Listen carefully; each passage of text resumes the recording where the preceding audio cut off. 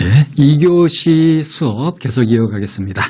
2교시에는 연민과 기쁨 알아볼 건데요. 연민이라는 것을 바로 알고 이것도 역시 사랑처럼 내 속에 있는 거니까 이것을 갖고 이뤄내는 연습. 그리고 이제 기쁨. 이것을 함께 할 줄 아는 마음. 이런 것을 연습하고 익숙하게 해서요. 그래서 연민을 내면화하는 방법, 깊은 기쁨을 얻는 방법. 이걸 이제 2교시에 알아볼 겁니다. 사회 속에서 뭔가 이제 서로 주고받으면서 살잖아요. 근데 어떻습니까? 지금 뭘 나누면서 살고 계시는가요? 사람은 서로 간에 계속 뭔가 주고받으면서 나누면서 살고 있습니다.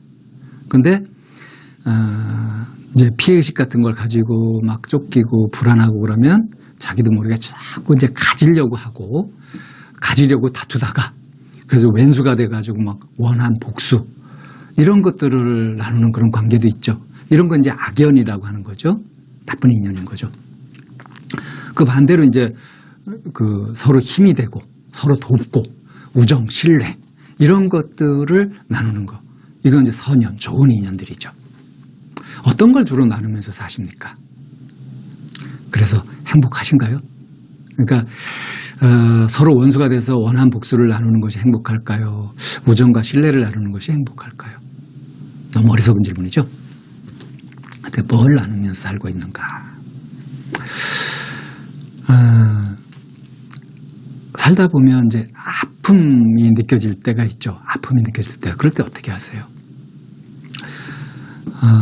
이게 꼭 내가 당한 것이 아니라고 하더라도 어려움을 당하거나 힘든 사람을 보면 그러면 그의 아픔이 느껴지죠. 이렇게 막 추울 때 이럴 때 요즘 노숙자들 이런 분들 있잖아요. 또 길거리에서 구걸하는 사람들 이런 사람들을 보고 하면 어떻습니까? 아유 저 지저분해 불결해 이런 마음이 드세요. 참 안 됐다. 저 사람 얼마나 고통스러울까. 어떤 마음이 드십니까? 뭐 지극히 정상적이라면 자연스럽게 그 아픔이 느껴지게 되어 있습니다. 이 아픔이 만약에 느껴지지 않는다면 이제 자기 마음이 어떤 상처로 인해서 꽉 닫혀 있거나 그 마음 속에 풀리지 않는 분, 그러니까 미움 같은 증오, 원망 같은 것들이 자리하고 있을 때 이럴 때는 이제 오히려 증오심 같은 것들이 생기고 그래요.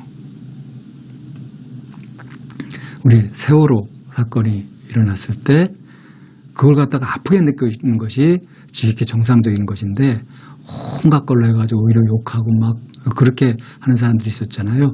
뭐 이용당한 측면도 없지 않지만 그 참 진짜 그게 아픈 일입니다.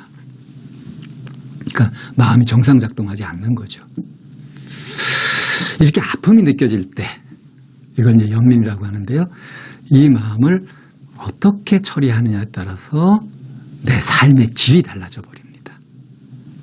이것이 처음에 얘기했던 무엇을 나누면서 사느냐 하는 거하고 직결됩니다. 자, 다른 사람이 좋을 때 이제 아픔이 느껴지는 게 아니라 오히려 다른 사람이 막 행복하고 좋고 하는 것을 볼 때 그럴 때 어떤 마음이 일어납니까? 아는 사람한테 좋은 일이 생겼을 때 그럴 때 지극히 자연스러운 마음은 어떤 거냐면 같이 좋은 거예요. 같이. 이것이 지극히 자연스럽고 건강한 마음이 정상적으로 작동하는 겁니다. 그런데 우리 말에 그런 거 있죠. 사촌이 땅을 사면 배가 아프다 하는 거. 이런 거는 내 마음이 찌그러져 있다는 거예요. 이것도 역시 닫혀 있고 뭔가 제대로 작동 안 되고 고장나 있다는 겁니다. 그러니까 시기 질투 이런 것들이 일어난다는 것. 그러니까 다른 이가 좋을 때 진정으로 함께 기뻐하는 마음이 일어난다면 이건 마음이 정상 작동하는 거고 이미 행복한 사람인 거죠. 근데 참 묘하게도 내 가까운 사람 친구들이 막 행복하고 이러면 상대적 박탈감을 느끼고 이런 식으로 되는 거. 이건 이제 마음이 고장난 거다 이렇게 보시면 됩니다. 자, 그래서 이제 연민이라는 걸 알아볼 건데요. 이 마음이가 이 아픈 친구한테 이렇게 뭐 이렇게 그 찜질 같은 걸 해주는 거겠죠. 그렇게 하면서 근심과 걱정에서 벗어나서 행복하기를 이렇게 바라는 마음을 내고 있습니다. 근데 이렇게 평화롭게 표정을 짓고 있죠. 불쌍한 사람, 아픈 사람을 보고 일어나는 참 안 됐다. 저 사람이 저 고통에서 저 어려움에서 벗어나면 좋겠다 하는 마음을 이것을 연민이라고 하는 겁니다. 남의 아픔, 남의 고통을 내 아픔, 내 고통으로 느끼는 것을 말해요. 나와 상관없는 남의 일이다. 이렇게 여기지 않고 내 일처럼 받아들이는 그런 마음을 연민이라고 합니다. 자, 그런데 이 연민하고 아주 흡사하지만 사실은 다른 마음이 있어요. 그게 뭐냐면 동정이라고 하는 마음인데요. 이 동정과 연민은 근본적으로 다릅니다.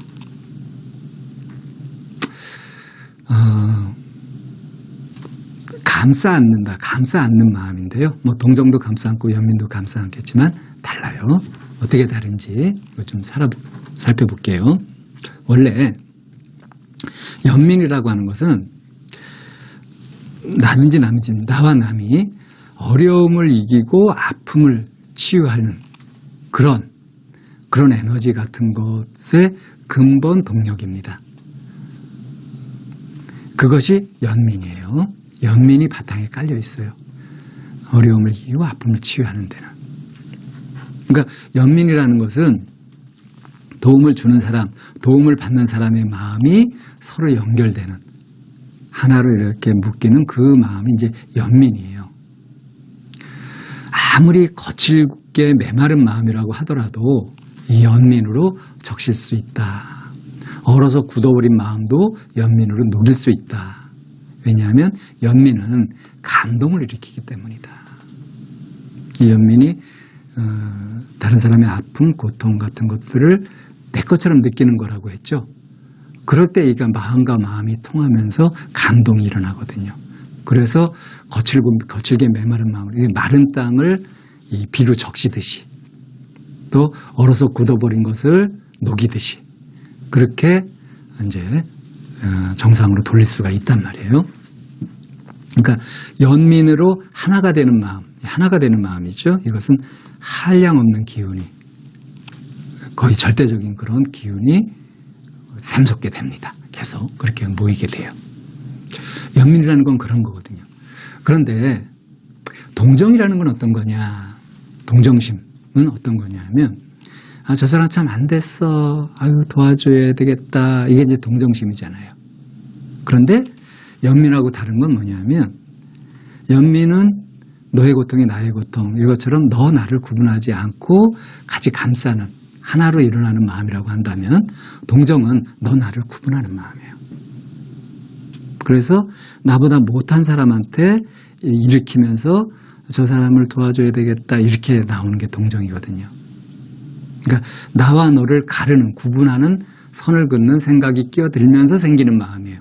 그러니까 연민심을 일으켰다가도 이 가르고 너 나 이렇게 구분하는 순간 이건 동정이 되어버립니다. 그러니까 너는 도움이 필요한 불쌍한 사람이고 나는 도울 능력이 있는 사람이라고 이렇게 가르는 거예요.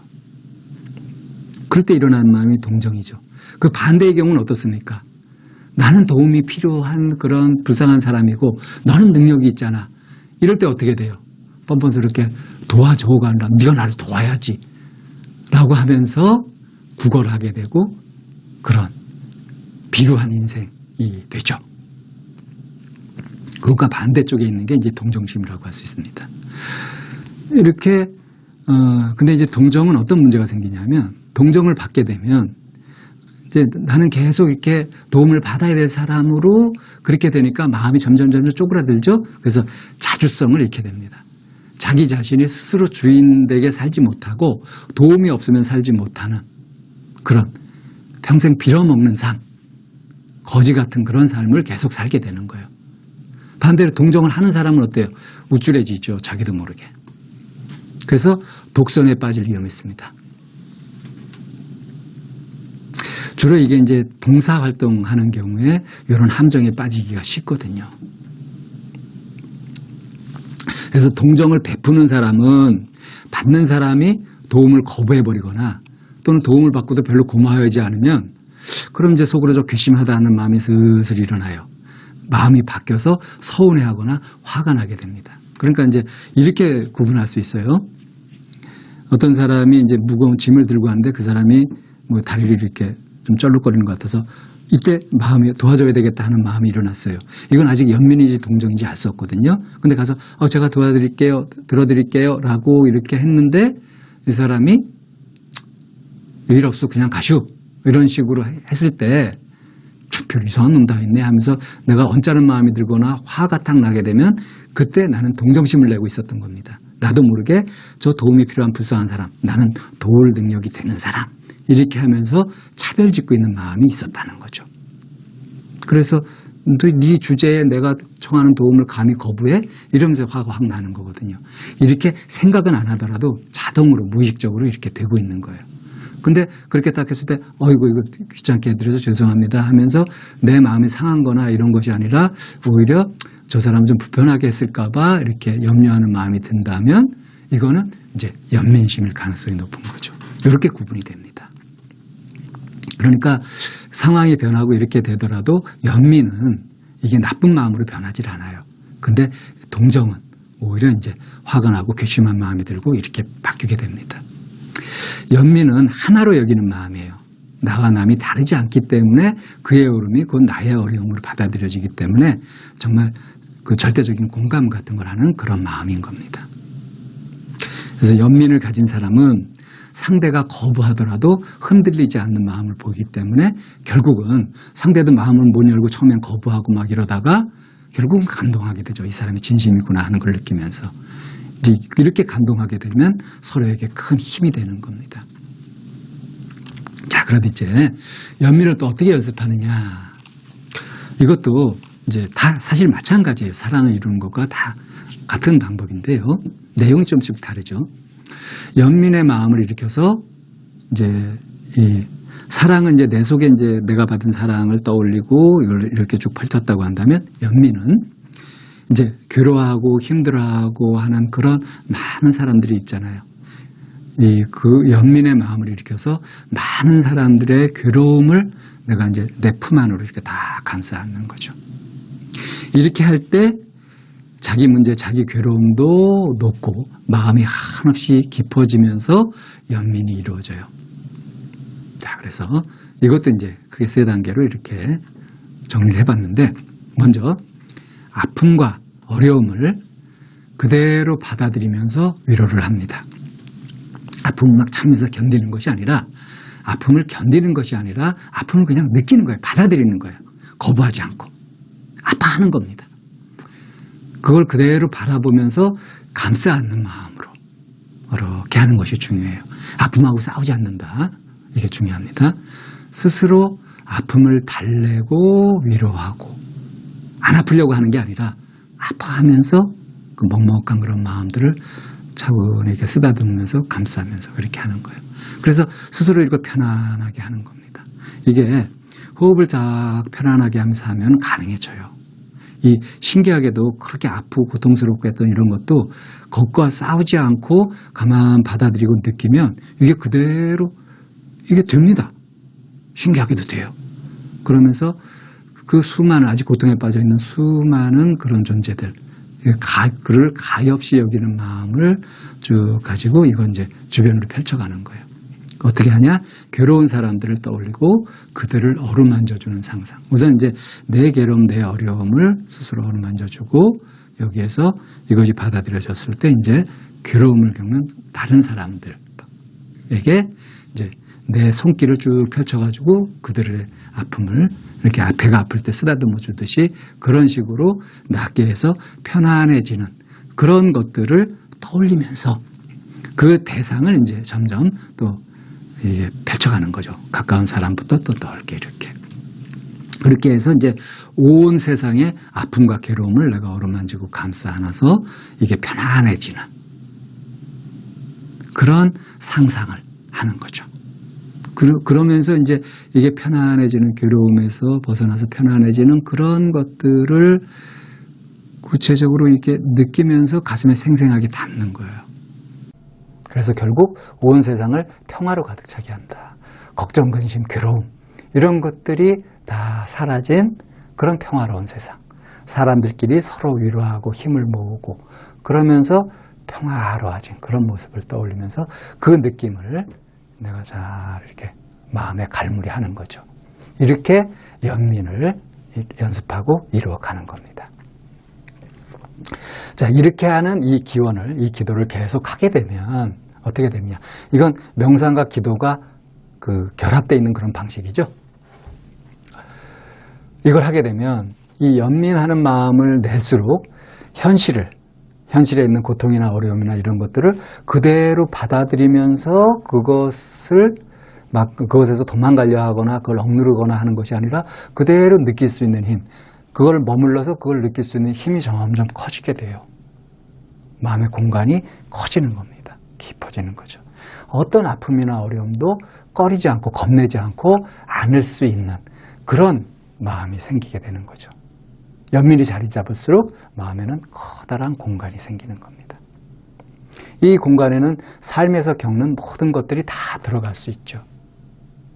그래서 이 연민이라는 것은 삶을 깊고 풍요롭게 하는 마음이 된다. 깊고 풍요롭게 하는 것이 연민이다. 이렇게 자꾸 해보는 것이 좋겠죠?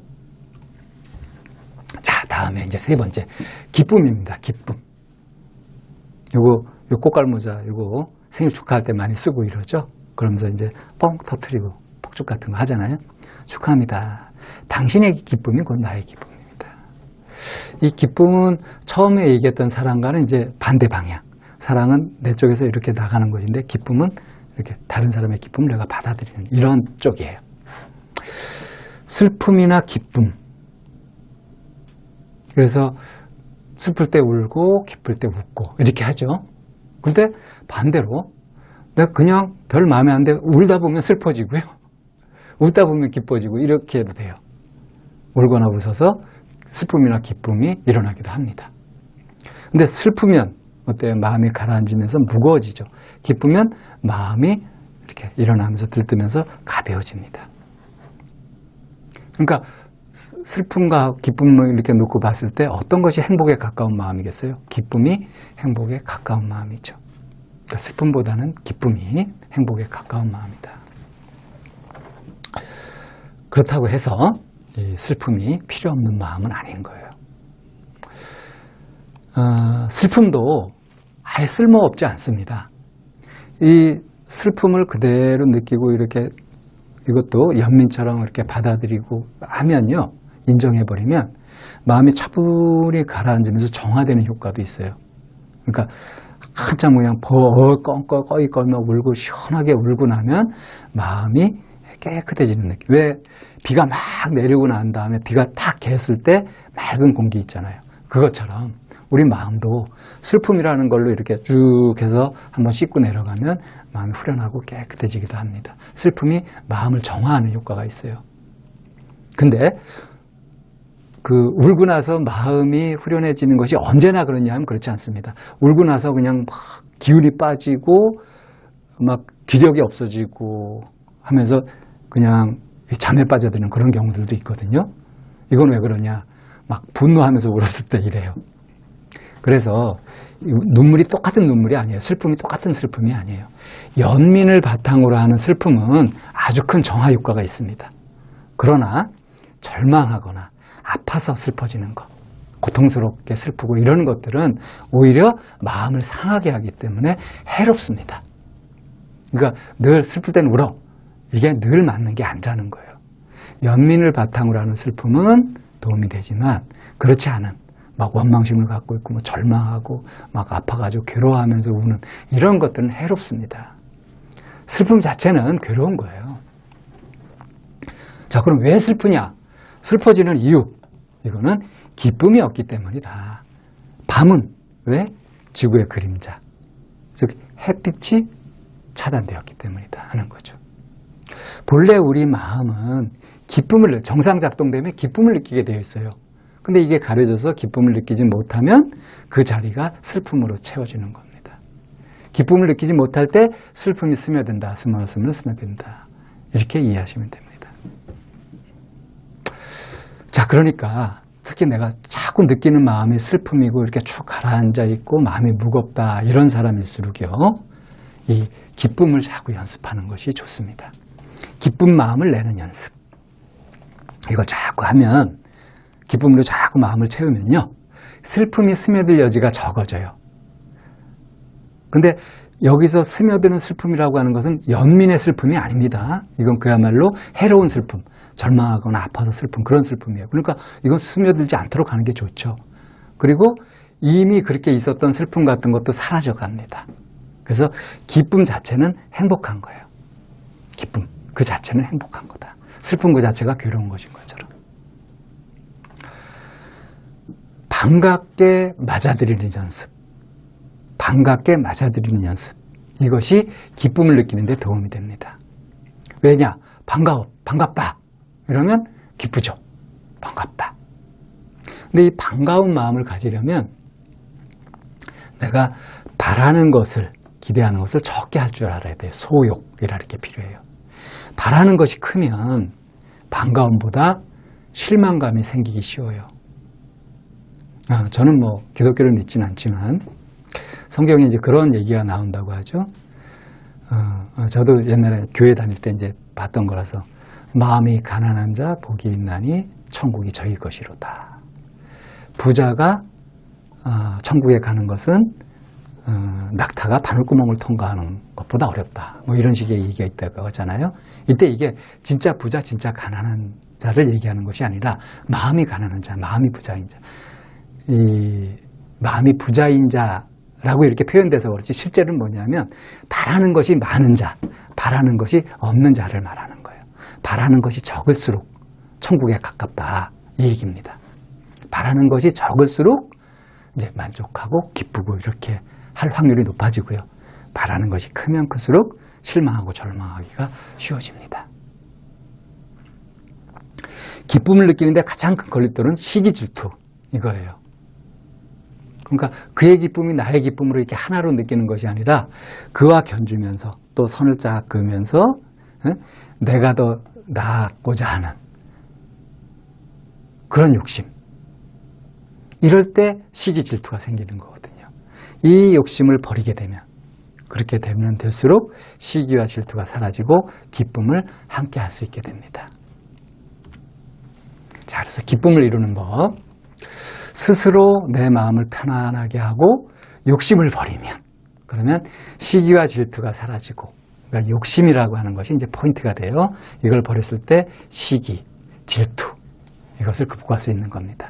그래서 웬만한 일들이 참 반가워지고 소욕지죠. 그야말로 욕심을 적게 해서 만족할 줄 아는 거죠.